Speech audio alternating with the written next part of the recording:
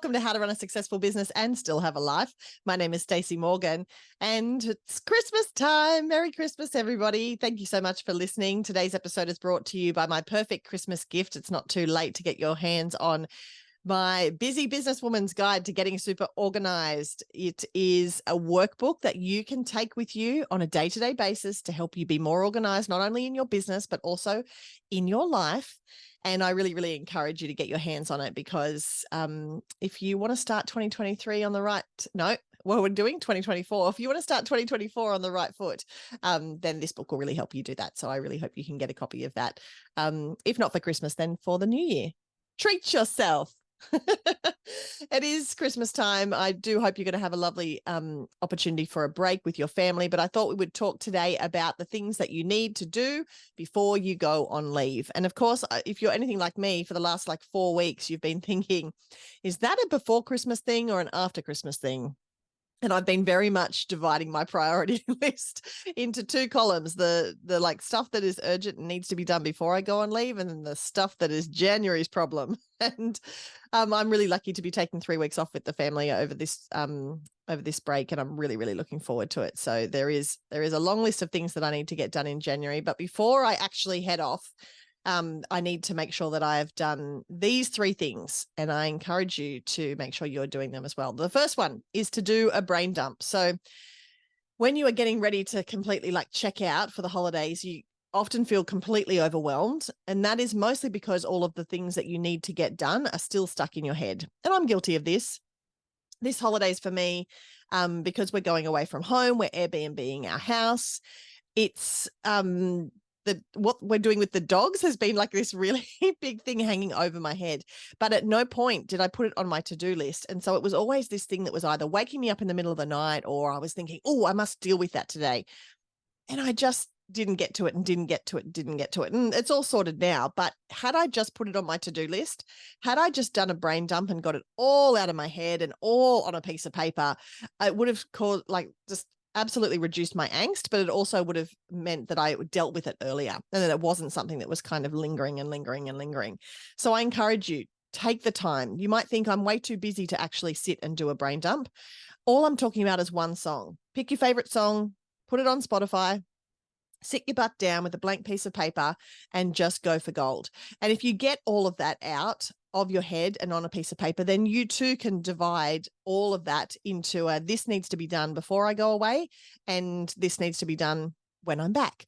And that will just give you peace of mind. And I really just want to say, because I've learned this from experience over so many holiday breaks, and because I've traveled so much this year as well, I feel like my whole year has been divided up into before I go away and after I go away lists.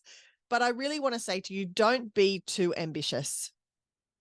That's not something I'd normally say. Normally I'm saying be ambitious. No, don't. What actually really needs to be done? What is going to move the needle in your business? What is going to make sure people have a good customer experience? Just that. That is all that's going on this before Christmas list. Gifts that you need to get, dogs that you need to organize, anything brand awarenessy, anything community building, that can all wait, and it will wait. And January will be here before we know it, and you can tackle it then.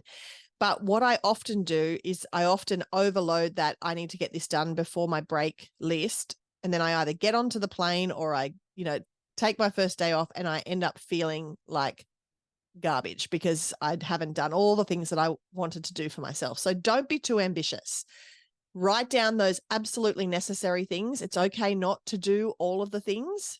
Put some of them on your January list and then work your way through them.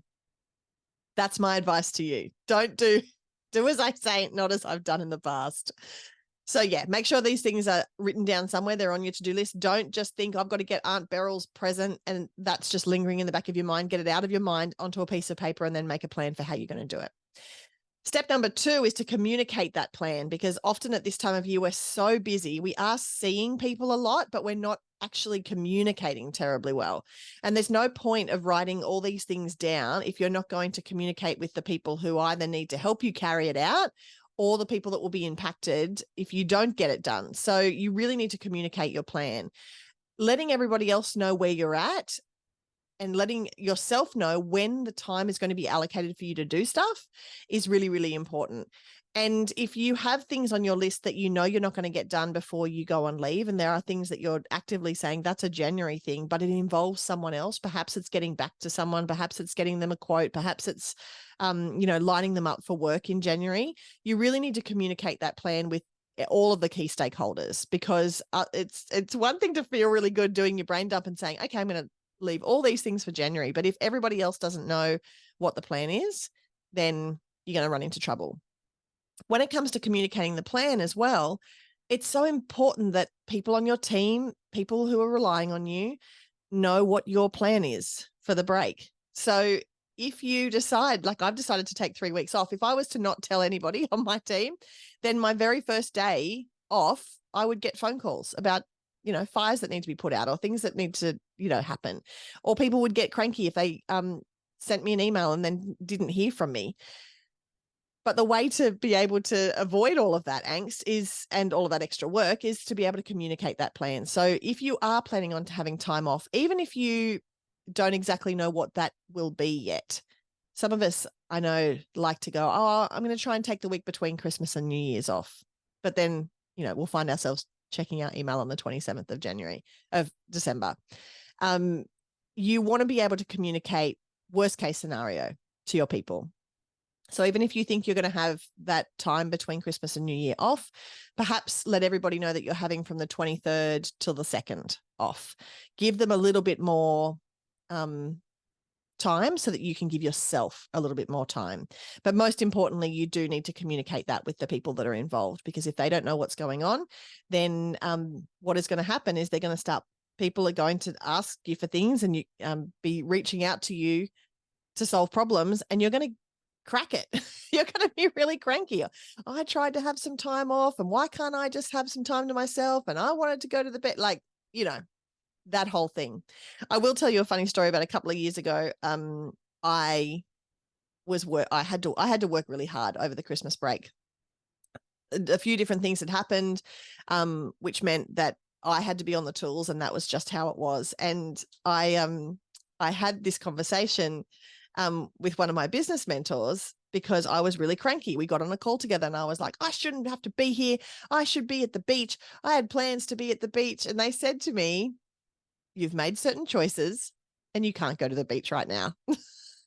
And it still hits home to me, because I use it not just when I want to be on the beach, but anytime that I'm in my business and I'm actually on the tools and doing things that need to be done.